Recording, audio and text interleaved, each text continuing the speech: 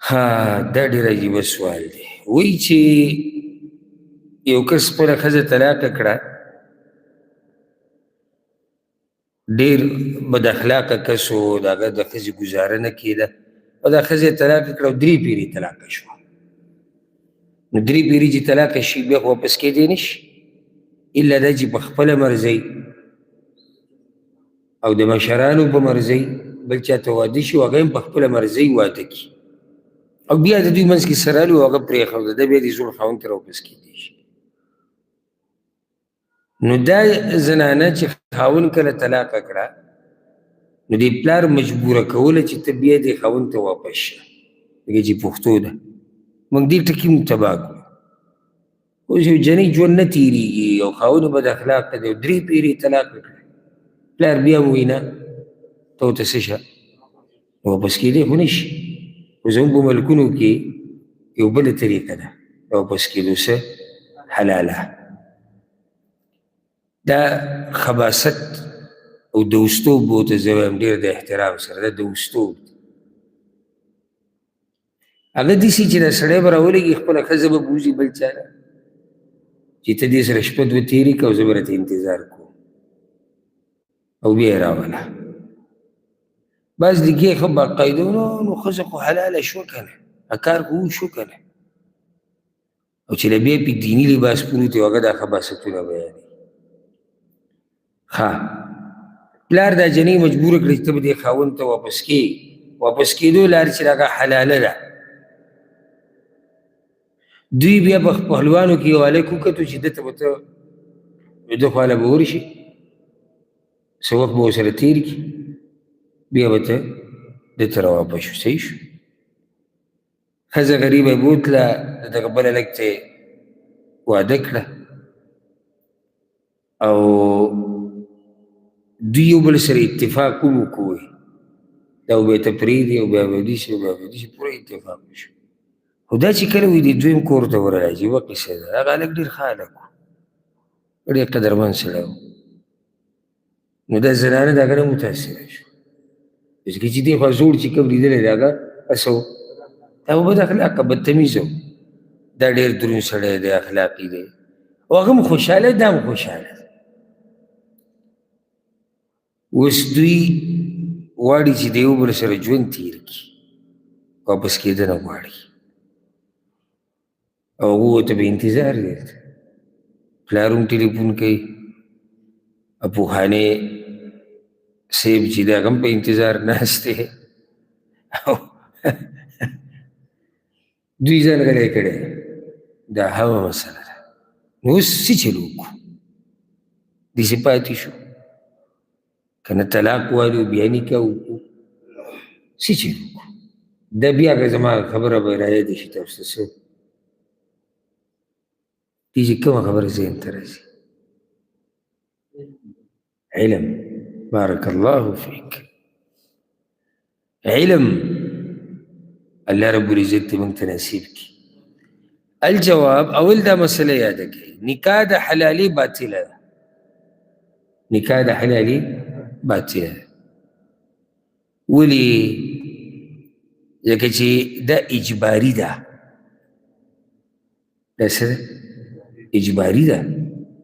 لکه دا زنانه چې بوځي بل کس له والعیاذ بالله، ګوره انسان ویلو کې چې بد محسوسوي او خلک یې کوي.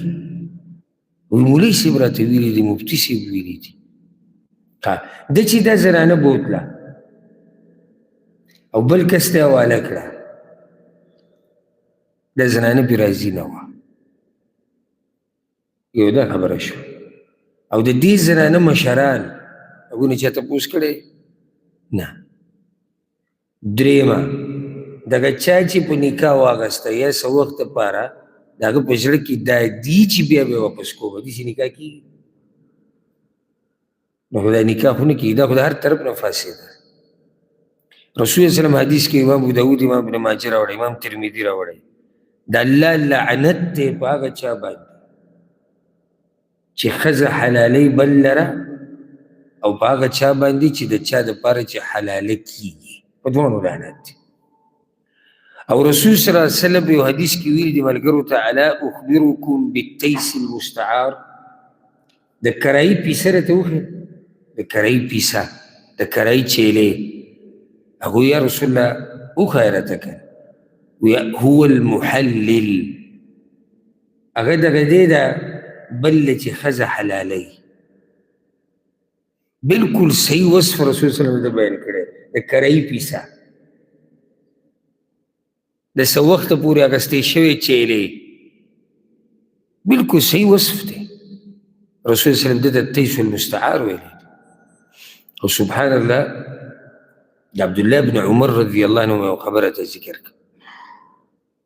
د هغه خواله یو کس راغی وایي ما د دې ښځې سره واده کړی دی په دې نیت چې حلال یې کم د هغه زوړ دپاره. هغه وایي دا نکاح نه کېږي. او بیا ورته وایي د رسول وسلم په زمانه کې به موږ دې ته زنا وي.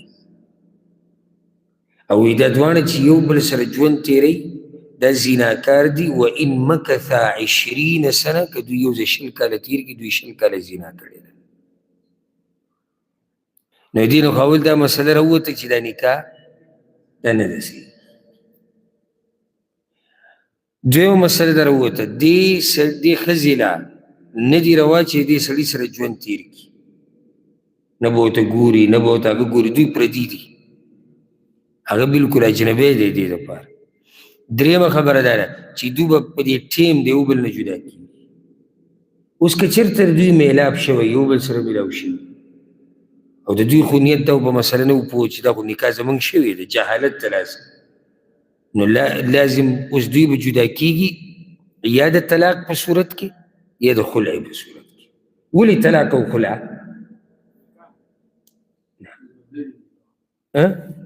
نکاح هغو په نیت کې خو هغوی نکاح کړې ده که نه. نو ځکه مونږ وایو چې یا به دا سړی رالېږي دا ښځه به طلاقه کړي او یا به دا ښځه دې څه والي خلع به والي. اخرنۍ خبره دې مسله کې هغه دا ده که دوی وایي چې مونږ دا نکاح صحیح کول غواړو، مونږ د یو بل سره ژوند تېرو، مونږ یو بل سره خوشحاله یو، نو مونږ اولنۍ مسله دغه ذکر کړه چې فی الحال به دوی څه شي، دوی به جدا کېږي، یا د طلاق په طریقه یا د خلع په طریقه دوی به جدا شي. د هغې نه بعد چې کله بیا دوی وروسته نکاح تړو نو په صحیح شرعي طریقې سره په دې به هلک راځي، په دې به جنۍ راځي، په دې به د جنۍ مشران راځي، په دې کې به نیت دا نه چې بل چاله حلالوي، په دې کې به ګواهان وي، هر څه به وشي، بس بیا دې نه بعد دا حلال شو، د نکاح حلال دی. اوس که چېرته دا پکې زه ځان نه ته مسله ذکر کوم، اوس دلته هغه پلار یې څه رغبت لري چې دا دې زوړ ته واپس شي. ولې؟ پښتو ده یا هغه زمونږ رواره دی چې داسې وایي زمونږ خپل دی یا کلیوال دی. نو که چېرته دی انکار کوي دا پلار وایي چې زه دا خپله لور دې پلاني له نه ورکوم او جنۍ پرې راضي ده، دا مسله ما نورو ځایونو کې ذکر کړې، نو بیا ولایت چې دی که نه مشرتیا د پلار نه بیا بل ته واوړي. دا مسله ما ذکر کړې ته اوس ته به یاد دی. لکه اوس ګوره یو پلار دی او د هغه خواله رشتې رالي د لور او ښه دینداره سړی او ښه قدرمن او ښه برابر هر څه برابر دی او جنۍ پرې راضي ده او ټول پرې راضي ده، خو سړي جهالت راټینګ کړی دی دله نه ورکوي. الحمدلله شریعت کې د هرې مسلې حل دی، د دې هم حل شته. حل دا دی چې کله دی دا ظلم کوي موږ دې ظلم ته نشو پرېښودی، دا خو د جنۍ سره ظلم دی، چې ډېر پښتانه دا کار کوي. ګورې دا د جنۍ سره ظلم دی، مشرتیا د ده نه واوړېده ده ته نږدې ته او ترتیب د اولیاو موږ ذکر کړی و.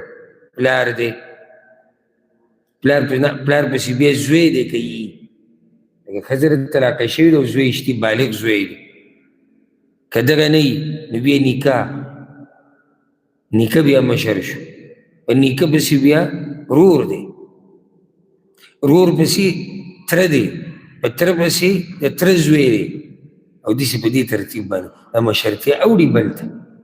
خو ظلم دی، یو سړي خپله رانیولی دی زه نه کوم رشته، پرېږده دا جنۍ ژوند دې تباه و برباد شي، دا دې کور کې ناست دی زه نه کوم، خلک ورته مینتونه کوي چې پلانې دا خو ډېره ښه رشته ده هغو کې خو څه عیب نشته ته صرف خپل اوس که مناسب عیب کوي بیا خو خبره صحیح ده نو موږ به وایو چې صبر مشرتیا بل ته وړي نو نیکې ورې کوي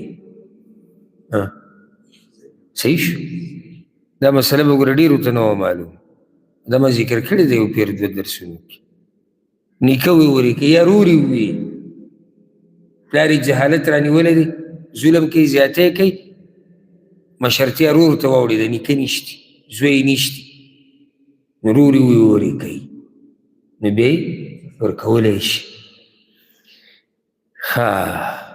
او که هېڅوک یې نه وي دا مسله موږ ذکر کړې ده یو زنانه ده هغې هېڅوک نشتي یا موږ به وایو چې ټول ورسره ظلم کوي بیا به قاضي له مسله ځي